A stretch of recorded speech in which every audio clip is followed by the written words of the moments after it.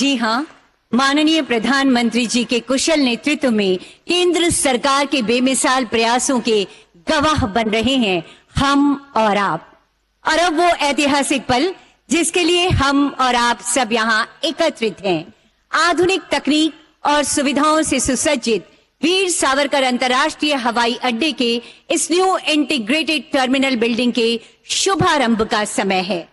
सादर सादर आग्रह करना चाहूंगी आदरणीय प्रधानमंत्री जी से कि कृपया रिमोट का बटन दबाकर अपने करकमलों से शिलापट्ट का अनावरण कर इस न्यू इंटीग्रेटेड टर्मिनल बिल्डिंग का लोकार्पण करने की कृपा की जाए महोदय।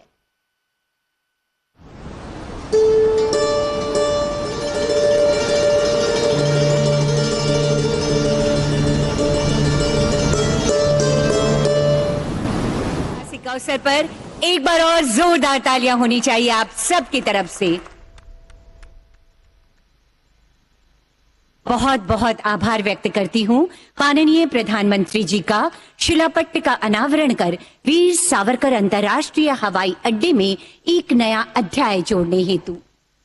हमें गर्व है कि माननीय प्रधानमंत्री जी के यशस्वी नेतृत्व में देश विकास की नई ऊंचाइयों को छू रहा है।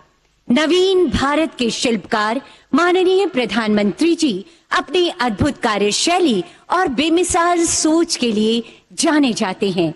आज के इस अवसर पर अब मैं माननीय प्रधानमंत्री जी से विनम्र आग्रह करना चाहती हूं, अपने प्रेरणादायी विचारों से हमें अनुग्रहित करें, हमारा मार्ग प्रशस्त करें महोदय। माननीय प्रधानमंत्री जी।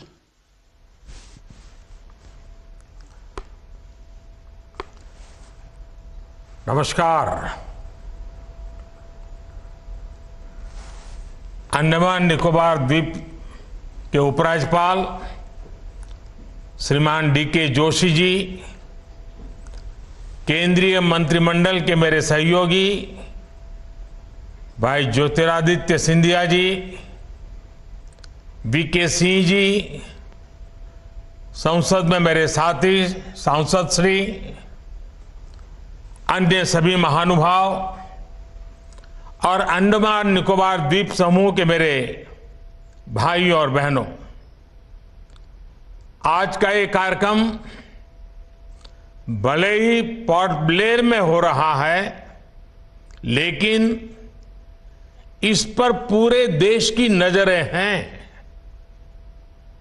लंबे समय से अंडमान निकोबार के लोगों की मांग थी कि वीर सावरकर एयरपोर्ट की कैपेसिटी बढ़ाई जाए, और पिछले जो हमारे सांसद थे वो तो हर हफ्ते मेरी चैम्बर में आकर के इसी काम के लिए लगे रहते थे।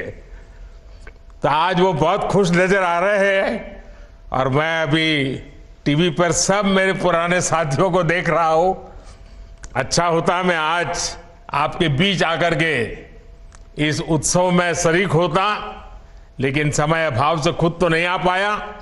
लेकिन आप सबके चेहरे की खुशी देख रहा हूं, आनंद से भरा हुआ माहौल में अनुभव कर रहा हूं। साथियों, देश भर से जो कोई वहां घूमने जाना चाहते हैं, उनकी भी यही इच्छा थी। अभी तक मौजूदा टर्मिनल की कैपेसिटी हर रोज 4000 टूरिस्ट को हैंडल करने की थी। नया टर्मिनल बनने के बाद इस एयरपोर्ट पर हर रोज करीब करीब 11000 टूरिस्ट को हैंडल करने की कैपेसिटी बन गई है। नई व्यवस्था में अब एयरपोर्ट पर एक साथ 10 विमान भी खड़े हो पाएंगे, यानी यहां के लिए नई फ्लाइट्स के लिए भी रास्ता खुल गया है। और ज्यादा फ्लाइट्स आने, ज्यादा टूरिस्ट आने का सीधा मतलब है ज्यादा से ज्यादा रोजगार। पोर्ट ब्लेयर की इस नई टर्मिनल बिल्डिंग में ईज ऑफ ट्रैवल बढ़ेगा, ईज ऑफ डूइंग बिजनेस बढ़ेगा और कनेक्टिविटी भी बेहतर होगी। मैं देश के लोगों को, पोर्ट ब्लेयर के सभी साथियों को इस सुविधा के लिए बहुत बहुत बधाई देता हूं। साथियों, लंबे समय तक भारत में विकास का दायरा कुछ बड़े शहरों, कुछ क्षेत्रों तक सीमित रहा। कुछ दलों की स्वार्थ भरी राजनीति के कारण विकास का लाभ देश के दूर दराज वाले इलाकों तक पहुंचा ही नहीं। ये दल उन्हीं कामों को प्राथमिकता देते थे जिसमें इनका खुद का भला हो, इनके परिवार का भला हो। नतीजा ये हुआ कि जो हमारे आदिवासी क्षेत्र हैं, जो हमारे आइलैंड्स हैं, वहां की जनता विकास से वंचित रही, विकास के लिए तरसती रही।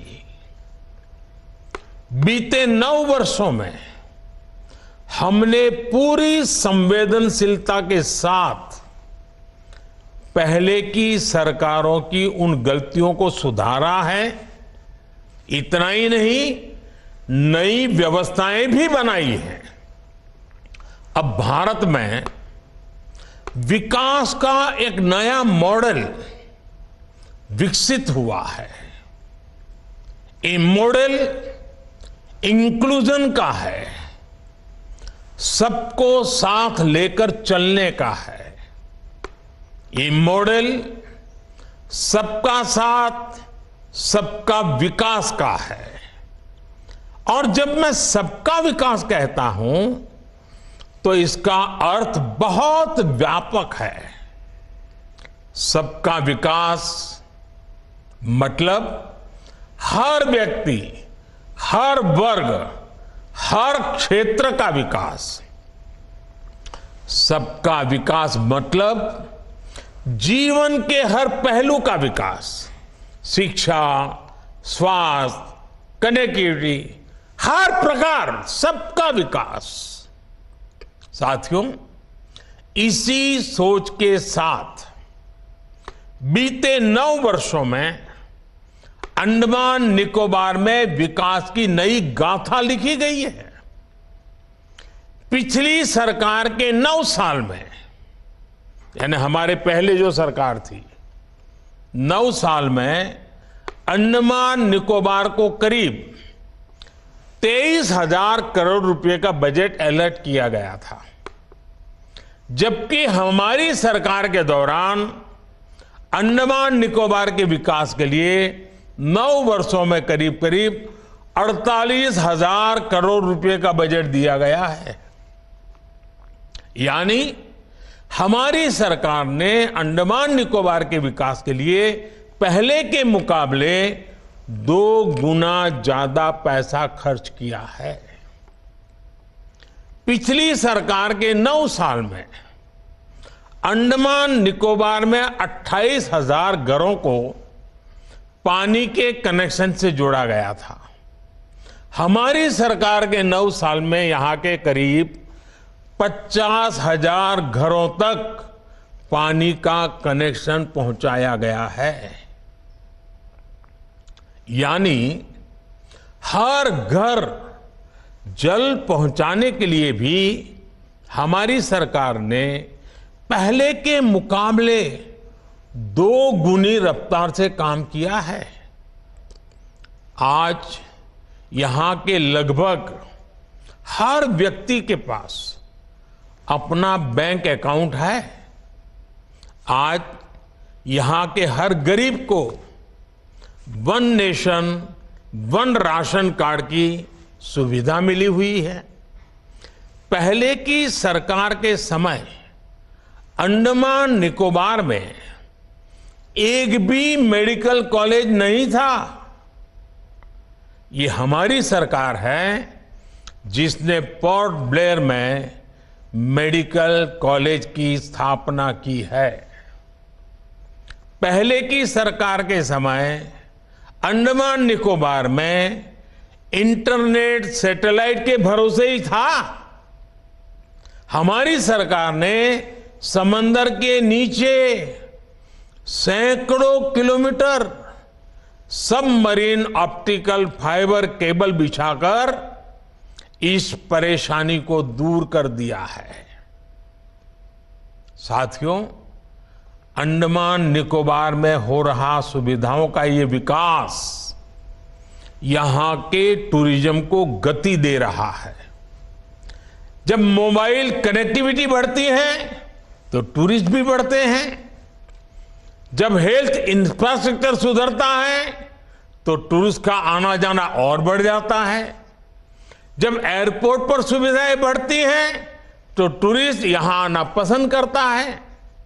जब रोड अच्छी होती है तो टूरिस्ट अपने इलाके में ज्यादा से समय बिताता है।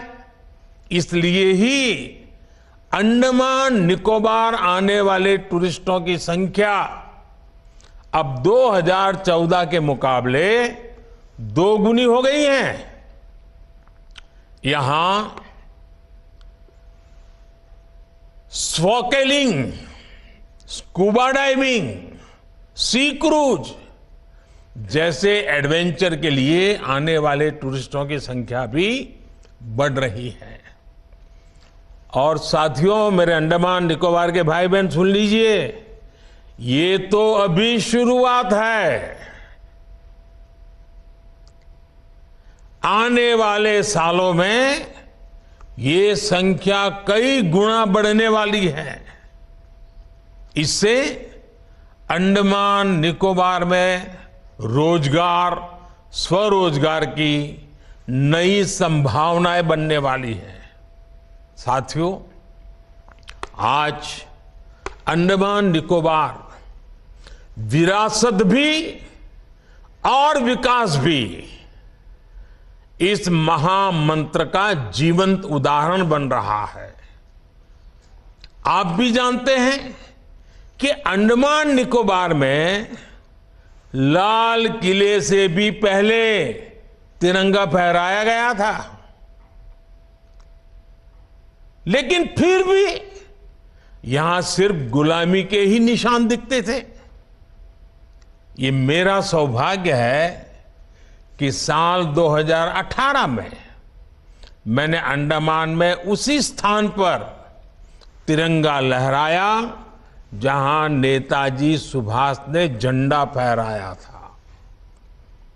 ये हमारी ही सरकार है जिसने रॉस आइलैंड को नेताजी सुभाष का नाम दिया। ये हमारी ही सरकार है जिसने हैवलॉक और नील आइलैंड को स्वराज और शहीद आइलैंड का नाम दिया है।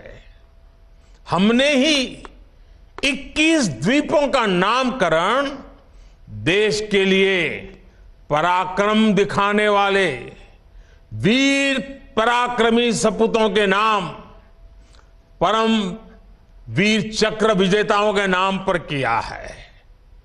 आज अंडमान निकोबार के ये द्वीप पूरे देश के युवाओं को देश के विकास की नई प्रेरणा दे रहे हैं। साथियों, आजादी के 75 वर्षों में हमारा भारत कहीं से कहीं पहुंच सकता था, और ये मैं बहुत जिम्मेवारी से कह रहा हूं, कहीं से कहीं पहुंच सकता था। हम भारतीयों के सामर्थ्य में कभी कोई कमी नहीं रही है, लेकिन सामान्य भारतीय के इस सामर्थ्य के साथ हमेशा भ्रष्टाचारी और परिवारवादी पार्टियों ने अन्याय किया। आज देश के लोग 2024 चुनाव में फिर एक बार हमारी सरकार वापस लाने का मन बना चुके हैं, निर्णय ले चुके हैं। ऐसे में भारत की बदहाली के जिम्मेदार कुछ लोग अपनी दुकान खोलकर बैठ गए हैं।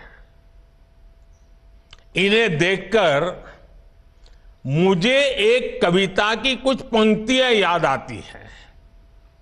एक कवि महाशय ने अवधी में लिखा था, ये अवधी भाषा में लिखी गई कविता है। गायित कुछ है, हाल कुछ है, लेबिल कुछ है, माल कुछ है। 24 के लिए 26 होने वाले राजनीतिक दलों पर यह बड़ा फिट बैठता है। गायित कुछ है, हाल कुछ है, लेबिल कुछ है और माल कुछ है। यानी गाना कोई और गाया जा रहा है, जबकि सच्चाई कुछ और है। लेबल किसी और का लगाया गया है, जबकि प्रोडक्ट कुछ और ही है। इनकी दुकान की यही सच्चाई है। इनकी दुकान पर 2 चीजों की गारंटी मिलती है। एक तो ये अपनी दुकान पर जातिवाद का जहर बेचते हैं और दूसरा ये लोग असीमित भ्रष्टाचार करते हैं। आजकल ये लोग बेंगलुरु में जुटे हैं। एक जमाने में एक गाना बहुत मशहूर था, मुझे तो पूरा याद नहीं है लेकिन मुझे याद आ रहा है। एक चेहरे पर कई चेहरे लगा लेते हैं लोग, एक चेहरे पर कई चेहरे लगा लेते हैं लोग। आप देखिए ये लोग कितने चेहरे लगाकर बैठे हैं। जब ये लोग कैमरे के सामने एक फ्रेम में आ जाते हैं तो पहला विचार देश के सामने क्या आता है? पहला विचार देश के लोगों के मन में यही आता है, पूरा फ्रेम देख करके देशवासी यही बोल उठता है, लाखों करोड़ों रुपए का भ्रष्टाचार। इसलिए देश की जनता कह रही है कि ये तो कट्टर भ्रष्टाचारी सम्मेलन हो रहा है, कट्टर भ्रष्टाचारी सम्मेलन हो रहा है। ये लोग गा कुछ और रहे हैं, हाल कुछ और है, इन्होंने लेबल कुछ और लगाया हुआ है, माल कुछ और है। इनका प्रोडक्ट है 20 लाख करोड़ रुपए के घोटाले की गारंटी। 20 लाख करोड़ रुपए के घोटाले की गारंटी। साथियों, इस बैठक की एक और खास बात है, अगर कोई करोड़ों के घोटाले में जमानत पर है तो उसे बहुत सम्मान की नजर से देखा जाता है। अगर पूरा का पूरा परिवार ही जमानत पर है तो उसकी और ज्यादा खातिरदारी होती है। अगर किसी दल का कोई वर्तमान मंत्री भ्रष्टाचार के मामले में जेल जाता है तो उसे एक्स्ट्रा नंबर देकर स्पेशल इनवाइटी बुलाकर बुलाया जाता है। अगर कोई किसी समाज का अपमान करता है, अदालत से सजा पाता है तो उसकी बड़ी आवाभगत होती है। अगर कोई अदालत से करोड़ों के घोटाले में दोषी पाया गया है तो इस बैठक में शामिल होने की उसकी क्वालिफिकेशन और बढ़ जाती है। बल्कि ये लोग तो उससे मार्गदर्शन मांगते हैं। भ्रष्टाचार को लेकर इनमें बड़ी आत्मीयता है, बड़ा प्रेम है। इसलिए 20 लाख करोड़ रुपए के भ्रष्टाचार की गारंटी देने वाले ये लोग बड़े प्रेम से, बड़ी आत्मीयता से आपस में मिल रहे हैं। साथियों, भ्रष्टाचार की इस दुकान में जुटे हुए ये सभी परिवारवाद के कट्टर समर्थक हैं। न खाता न वही, जो परिवार कहे वही सही। लोकतंत्र के लिए कहा जाता है of the people, by the people, for the people. लेकिन इन परिवारवादियों का मंत्र है of the family, by the family, for the family. Family first, nation nothing. इन लोगों का मोटो है, इनकी यही प्रेरणा है। ये लोग देश के लोकतंत्र को, देश के संविधान को अपना बंधक बनाना चाहते हैं। इनके लिए मैं यही कहना चाहूंगा, नफरत है, नफरत है, घोटाले हैं, नफरत है, घोटाले हैं, तुष्टीकरण है, मन काले हैं। नफरत है, घोटाले हैं, तुष्टीकरण है, मन काले हैं। परिवारवाद की आग के दशकों से देश हवाले हैं। साथियों, इनके लिए देश के गरीब के बच्चों का विकास नहीं, बल्कि अपने बच्चों का, अपने भाई भतीजों का विकास मायने रखता है। आजकल आप देखते हैं कि देश में स्टार्टअप बढ़ रहे हैं। हमारे युवा बड़ी संख्या में पेटेंट करा रहे हैं, ट्रेडमार्क रजिस्टर करा रहे हैं। पोर्ट की दुनिया में मेरे देश के नौजवान छाए हुए हैं, बेटियां कमाल कर रही हैं। ये युवा शक्ति हमारे देश में पहले भी थी, लेकिन इन परिवारवादी पार्टियों ने कभी देश के सामान्य युवा की शक्ति के साथ न्याय नहीं किया। इनकी एक ही विचारधारा है, एक ही एजेंडा है, अपना परिवार बचाओ, परिवार के लिए भ्रष्टाचार बढ़ाओ। इनका कॉमन मिनिमम प्रोग्राम है देश का विकास रोकना, अपने कुशासन पर पर्दा डालना और अपने भ्रष्टाचार के विरुद्ध कार्रवाई को रोकना। अब देखिए, ये जो जमात इकट्ठी हुई है ना, उनके कुनबे में बड़े से बड़े घोटालों पर, अपराधों पर इनकी जुबान बंद हो जाती है। जब किसी एक राज्य में इनके कुशासन की पोल खुलती है, तो दूसरे राज्यों के ये लोग फौरन उसके बचाव में तर्क देने लगते हैं। कहीं बाढ़ घोटाला होता है, किसी का अपहरण होता है, तो कुनबे के सारे लोग सबसे पहले चुप हो जाते हैं। आपने देखा है कि कुछ दिन पहले ही पश्चिम बंगाल में पंचायत चुनाव हुए, वहां सरेआम हिंसा हुई, लगातार खून खराबा हो रहा है। इस पर भी इन सब की बोलती बंद है।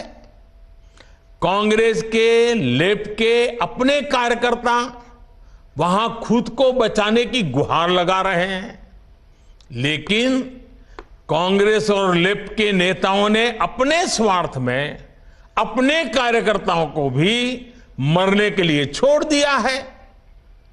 राजस्थान में बेटियों से अत्याचार हो या परीक्षाओं के पेपर लीक हो रहे हो, इन्हें कुछ दिखाई नहीं देता। परिवर्तन की बातें करके जनता से विश्वासघात करने वाले जब करोड़ों का शराब घोटाला करते हैं तो ये कुनबा फिर उन्हें कवर देने लग जाता है। इनका कट्टर भ्रष्टाचार उन्हें तब दिखाई देना बंद हो जाता है जब देश की कोई एजेंसी इन पर कार्रवाई करती है तो उनका टैप रिकॉर्डर शुरू हो जाता है, कुछ हुआ ही नहीं, सब साजिश है, हमें फंसाया जा रहा है। आप तमिलनाडु में देखिए, भ्रष्टाचार के घोटाले के अनेक मामले सामने आ रहे हैं, लेकिन इनके कुनबे के सारे दलों ने पहले ही सबको क्लीन चिट दे दी है। इसलिए इन लोगों को पहचाने रहिए साथियों, उनको जान लीजिए। इन लोगों से सतर्क रहिए भाई बहनों। साथियों, इन लोगों की साजिशों के बीच हमें देश के विकास के लिए खुद को समर्पित रखना है। आज दुनिया में अनेक उदाहरण हैं जहां द्वीपों ने और समुद्र किनारे बसे छोटे देशों ने अभूतपूर्व प्रगति की है।